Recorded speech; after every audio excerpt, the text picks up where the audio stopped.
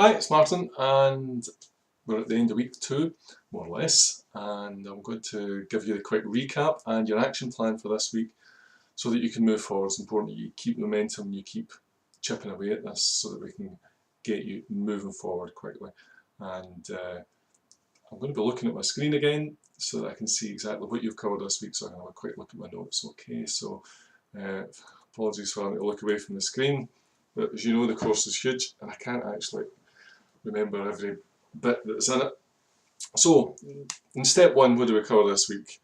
Yeah, we talked about the kind of job you should be looking for in your day-to-day environment. That's really important. You need to put the pieces together. So rather than try and come up with a job title that's the magic job title that solves and answers all questions, what you need to understand is the component parts of what makes your job an ideal job. And if you understand the component parts, then you can piece it all together and you can make it up from anywhere.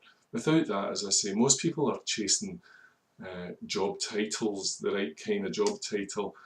And really, it's like chasing fairies. You're not going to catch one. They don't really exist like that. It's something more fundamental you really need to understand.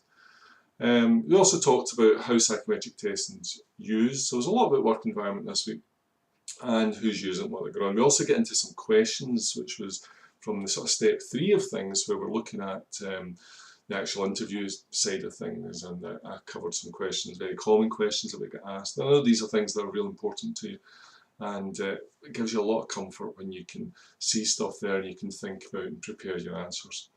We also looked at the people you work with and your boss, and yeah, a lot of stuff from step 2 this week. And then I think we finished on another step 3 point, where we really get into start to talking about how you control the interview and how important that is.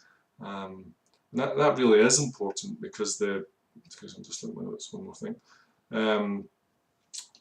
If you know how to control an interview, if you know how to make that conversation go the way it needs to go, then you're in a much stronger position, because remember, it's not a pub quiz. It's not the person who answers the most questions and gets them all right that wins the prize. That's not how it works.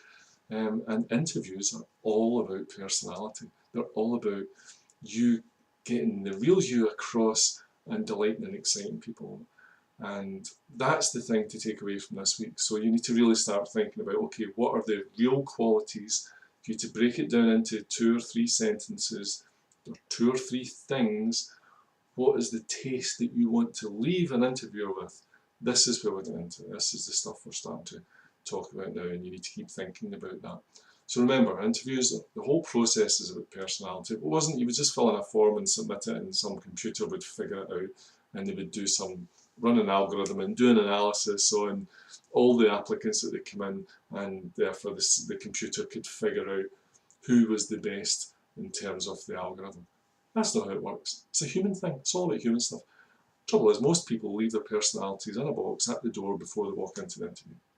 That can't be you, and that's what we're doing with this. So that we started to get into some of that in step 4, in step 3 there. So this week, again, there's still a lot of stuff in step 1, quite a lot of stuff in step 3. So yes, you're looking at your environment. Start to understand the component parts. Don't chase this magical job title. I do get people asking me every day, oh, give me a list of job titles that you think I would be good at. It's bonkers. I mean, I used to do this, and I have to say, it just doesn't work. It's a really blunt instrument. But you have to understand the component parts and the why. So that's understanding that environment is really the key thing. It's one of the most difficult things, and it's worth spending the time on. Okay, so that's my tip for this week. Don't chase job titles. Think about what you really need and what it is, and figure out the component parts, and we add more and more of those components every week so that you'll get a more and more detailed picture. You're always building levels and layers onto the picture. More and more clarity comes with that, rather than a blinding light that's going to hit you like a thunderbolt from the sky. That's not how it works. Okay, so I think that's all I want to say this week. Of course, before I go, if you've got a couple of weeks under your belt, you probably should be thinking about joining me in the live chat sessions. I tend to like people to have 2, 3, 4 weeks under, just so I don't have to repeat stuff in live chat when it's actually covered better in the course. That's the only reason. But you know, if you've got a pressing question or something that you want to ask, just come on, get involved in the live chat sessions. Believe me, that's where you're really getting your bang for your buck.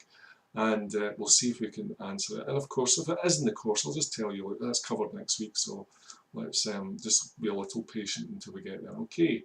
So see you in the live chat. And remember, when you come to live chat, make sure you know where you are on the personality map. I always ask, it's really important for me.